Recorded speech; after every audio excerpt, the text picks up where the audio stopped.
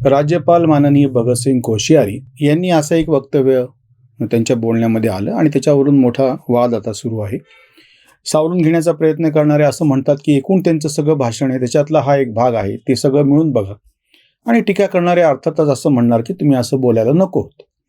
दोन गोष्टी आहेत, किंवा राष्ट्रपती किंवा राज्यपाल किंवा मोठ्या संविधानिक पदावरती बसलेल्या व्यक्तींच्या बाबतीत आपल्याला आदर ठेवावा लागतो, ठेवायला पाहिजे. हा एक भाग जसा आहे तसं दुसरीकडून त्या पदावर बसणाऱ्या व्यक्तीने पण आपण कुठल्या पदावर बसलेलो ह्याची जाण ठेवायला पाहिजे. कोश्याऱ्यांच्या बाबतीतले दोन आक्षेप आहेत. ते राज्यपाल असल्यामुळे त्यांच्यावरती सरळ टीका करता येत नाही, म्हणून आम्ही त्याच्यातल्या फक्त जो मुद्दा आहे महत्त्वाचा तेवढा फक्त तुमच्या समोर ठेवतो. पहिली गोष्ट म्हणजे एखाद्या राज्यामध्ये तुम्ही तिथले संविधानिक प्रमुख आहात, त्या काळापुरते का असेना तुम्ही तिथले सर्व आहात अशा अर्थाने. अशा वेळी तुम्हाला त्या राज्याचं जे वैशिष्ट्य आहे, त्या राज्याचं जे मोठेपण आहे, एकूण इतिहासामध्ये सांस्कृतिक याच्यामध्ये त्याचं जे महत्त्व आहे ते अधोरेखित करणं, ते समोर मांडणं ही तुमची जबाबदारी आहे एका अर्थाने कुटुंब प्रमुख म्हणून. अशा वेळी तुम्ही हे बोलायला नको. दुसरी एक फार महत्त्वाची याच्यामध्ये गोष्ट आहे की हे राज्यपाल हे आहेत, हे काही ह्या प्रदेशाचे नाही आहेत, दुसऱ्या प्रदेशातून ते आलेले आहेत. आणि सहसा असं होतं की राज्यपाल या पदावरती व्यक्ती त्या राज्यापेक्षा दुसरीकडचा बसवलेला असतो. तेव्हा त्याच्यावरती ही जबाबदारी असते की तो जेव्हा अशा पद्धतीनं अशा पद्धतीनं काही बोलायच्या आधी त्यांनी किमान काही गोष्टीचा नीट सारासार विचार केला पाहिजे, तरच नंतर ते वक्तव्य केलं पाहिजे किंवा अशी वक्तव्य टाळली पाहिजे. आता जो महत्त्वाचा मुद्दा समोर उपस्थित होतो महाराष्ट्राच्या बाबतीमध्ये, मुंबईच्या बाबतीमध्ये, विशेषतः मुंबई आणि ठाण्याच्या बाबतीमध्ये, की याचा विकास बाहेरच्या लोकांनी कशा पद्धतीने केलेला आहे. मुळात मुंबईत तर इथलं स्थानिक काहीच नाही. कोळ्यांची अतिशय जुनी अशी वस्ती जर सोडली तर अन्यथा त्या मुंबईमध्ये काहीच नाही आहे. सगळं नंतर वसलेलं आहे. 300-400 पेक्षा जास्त वर्षाचा इतिहास पण मुंबईचा जात नाही. अगदी अलीकडच्या काळामध्ये मुंबई म्हणून तयार झालेली ती बंदरांच्यामुळे विकसित झालेलं आहे. आणि आता जेव्हा विकेंद्रीकरण सुरू झाले तेव्हा मुंबईचं तथाकथित म्हणून जो सगळा विकास सांगितला जात होता तो आता दूरवर जात आहे. म्हणजे जुन्या काळामधलं जे महत्त्व होतं ते आता हळूहळू कमी होत चालले. त्याची वेगवेगळी कारणं आहेत. दुसरी महत्त्वाची गोष्ट म्हणजे या निमित्तानं महाराष्ट्र आणि मराठी माणूस ह्यांना जेव्हा बाकीचे लोक येऊन शहाणपणा शिकवतात, बाकीचे लोक येऊन त्यांच्या न्यूनत्वावरती म्हणा किंवा त्यांच्या कमतरतेवरतीच फक्त बोट दाखवतात, आक्षेप तिथे आहे. या महाराष्ट्राने ज्या पद्धतीने म्हणजे हिमालयाच्या मदतीसाठी सह्याद्री धावला असं जे वर्णन केलं जातं, हे काही नुसतं काव्यात्मक वर्णन आहे अशातला प्रकार नाहीये. प्राचीन जी सगळ्यात म्हणजे पहिली जी काय म्हणता येईल शेतीची जी संस्कृतीची जी सापडलेली आहेत, म्हणजे त्याच्या ज्या खुणा सापडलेल्या आहेत त्या नेवासेच्या परिसरामध्ये, अगदी भारतामध्ये इसवी सन पूर्व 8000च्या जवळपास जेव्हा शेतीशी संबंधित जे काही पुरावे सापडलेले आहेत, किंवा अगदी प्राचीन काळातल्या इसवी सन पूर्व 200 ज्या लेण्या सापडल्या, अजिंठा वेरूळ तर सगळ्यांना माहिती आहे, त्याच्याही पूर्वीच्या लेण्या ज्या सापडलेल्या आहेत त्या लेण्या ह्या पितळखोरामध्ये ह्या महाराष्ट्रामध्ये सापडलेल्या आहेत. जी सलग 450 वर्ष राजवट राहिलेली आहे. एकच त्यांची राजधानी होती. एखाद्या राजाची सलग इतकी वर्ष राजधानी आणि त्याची राजवट राहणे सातवाहनांच्या काळातलं उदाहरण आहे. इसवी सन पूर्व 200-250 ते इसवी सन नंतर 250 असे 450-500 वर्षाचा तो कालखंड आहे. ती जी समृद्धी आहे, प्रत्यक्ष व्यापार, ज्या गोष्टीच्या बाबतीमध्ये कोश्यारी बोलले त्यालाच आक्षेप घेणारा मुद्दा असा आहे की ज्या व्यापाराबद्दल तुम्ही सांगता आहात हाच व्यापार ह्या प्रदेशामध्ये मुख्य होता. या प्रदेशातला व्यापारी परदेशाशी व्यापार कसा करत होता ह्याच्या प्रत्यक्ष शिलालेखातले उल्लेख, अधिकृत असे ह्याचे पुरावे जे सापडलेले आहेत. पितळखोरा लेणीचा जे मी उल्लेख केला की अत्तराचे व्यापारी यांनी त्यांच्या प्रवासामध्ये त्या ठिकाणी मुक्काम कसा केला होता आणि त्यांनी दिलेल्या देणगीमधून ते लेणं कोरल्या गेलेलं आहे. राजांनी दिलेल्या देणगीतून नाही, व्यापाऱ्यांनी दिलेल्या देणगीतून कोरल्या गेले. ज्या महाराष्ट्राला तुम्ही आता व्यापाराचे सल्ले देत आहात तो महाराष्ट्र व्यापारामध्ये आघाडीवरती होता. हा महत्त्वाचा मुद्दा आहे. नंतर काय आणि कशा पद्धतीचं शोषण झालं तो मुद्दा वेगळा. ह्याच देवगिरी किल्ल्याचं वैभव पाहून त्याच्यावरती आक्रमण करण्यासाठी खिलजी आलेला होता, हे लक्षात घ्या.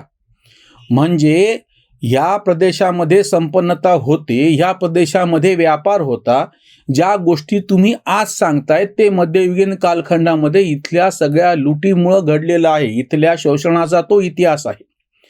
अजून एक मला महत्त्वाची गोष्ट राज्यपाल कोश्यारी यांच्या या विधानामुळे सांगायची आहे आणि तो आमच्या शेतकरी चळवळीसाठी फार महत्त्वाचा विषय आहे, फार जिव्हाळ्याचा विषय आहे.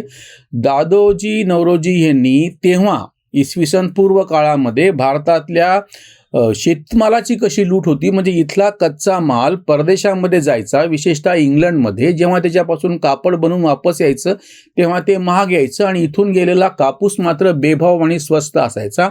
असं जे चक्र मांडलेलं होतं ते चक्र स्वातंत्र्याच्या नंतर पण चालू राहिलं.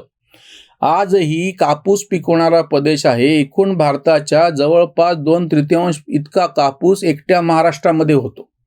हा जो प्रदेश आहे तेव्हाच्या काळचा कापसाने संपन्न असलेला, कापसाचा अतिशय तलम धागा या ठिकाणी काढल्या जायचा, रेशमी वस्त्र विणल्या जायचं. रुई फूल, कापसाच्या फुलाचं जे सुंदर असं चित्र आहे पैठणीच्या पदरावरती काढलेलं, ह्या कापसाचं शोषण तेव्हा इंग्रजांनी केलं हे तर आधीच्या दादाभाई नौरोजी सारख्यांनी लिहून ठेवलं, ती गोष्ट वेगळी. पण नंतरच्याही काळात ते शोषण चालू राहिलं. म्हणजे गोरा इंग्रज गेला आणि काळा इंग्रज आला. त्या काळ्या इंग्रजांनीही भारत आणि इंडिया असं शरद जोशी सांगतात, इथल्या कापसाची, इथल्या शेतमालाची लूट केली. त्याच्यावरती म्हणजे जेव्हा कच्चा शेतमाल असतो, एक सरधोपट तुम्हाला मी आकडे सांगतो, म्हणजे तुम्हाला कोश्यारी यांच्या भाषणामधला जो फोलपणा आहे तो लक्षात येऊ शकेल. व्यापाराच्या बाबतीतला मी बाकीचे भावनिक मुद्दे समोर करत नाहीये. या ठिकाणी जो कापूस 4,000 रुपये त्याची किमतीचा जर कापूस आपण केला आणि त्याच्यापासून त्याच्या गाठी तयार केल्या, म्हणजे तो कापूस साफसूफ करायचा, सरकी बाजूला काढायची आणि त्याच्या ज्या गाठी तयार करायच्या की त्याची किंमत जवळपास दुप्पट 8,000 होते. त्याच्यापासून धागा तयार केला तर अजून त्याची किंमत 4,000 म्हणजे 12,000 होते.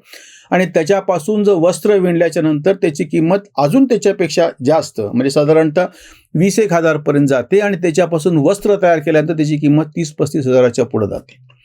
म्हणजे जो मूळ 4,000 रुपये किमतीचा कच्चा माल म्हणता, त्याच्यावरचा पुढचा जो सगळा व्यापार आहे, गाठी करणे, त्याचा धागा बनवणे, त्याचं वस्त्र बनवणे आणि तयार कापड बनणे, हा सगळा उद्योग जास्त करून मुंबई आणि त्या गुजरातच्या त्या पट्ट्यामध्ये तुम्ही विकसित केला, बाहेर विकसित केला. उरलेल्या महाराष्ट्राची लूट केली.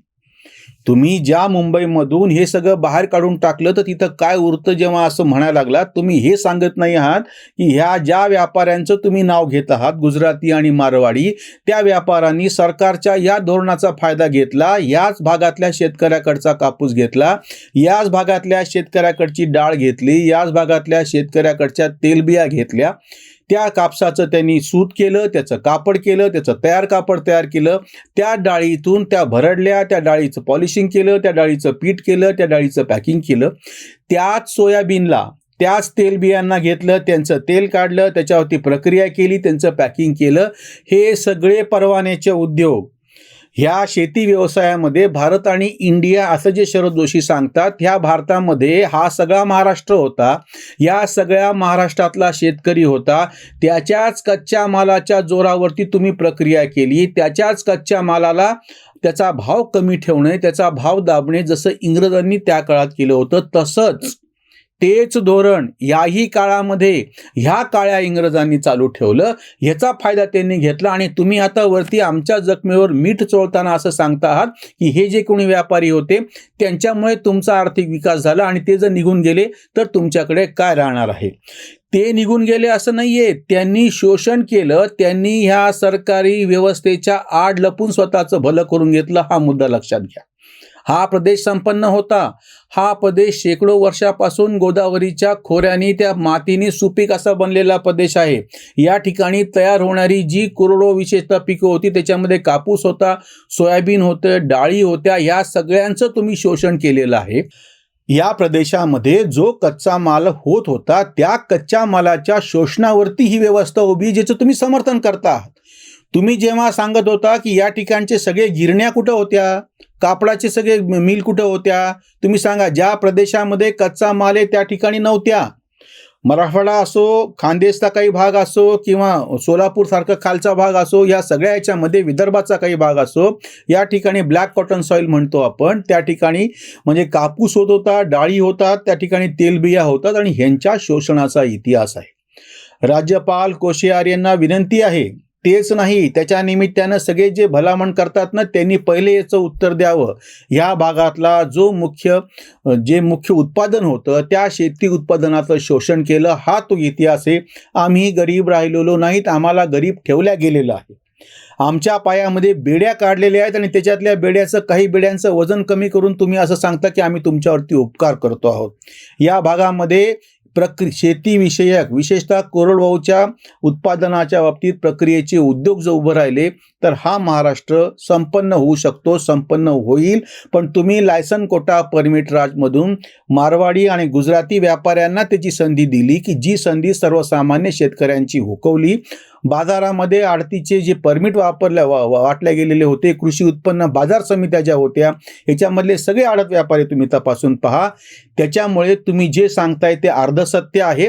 महाराष्ट्र हा जाणीवपूर्वक आर्थिकदृष्ट्या मागास ठेवला गेलेला आहे. त्याच्यावरची ही उसंतवाणी आणि राज्यपाल महोदयांचा संपूर्ण आदर ठेवून नोंदवलेला हा आक्षेप आहे.